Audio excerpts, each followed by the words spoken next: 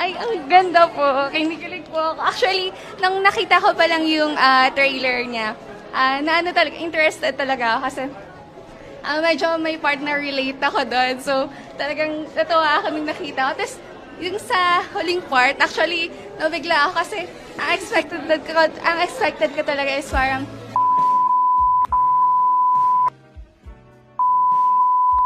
magandang abangan nyo talaga siya. Yung mga development ng character, sobrang ganda. Yung simula ng mga childhood nila, parang nadadala nila hanggang sa present.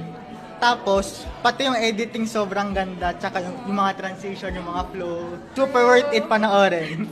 Wish you were the one, now showing cinemas nationwide. Sa isang saglit lang, alam ko na kung mahal ko yung tao. At alam ko, mahal kita. Di ako mapagmahal na tao, Ellis.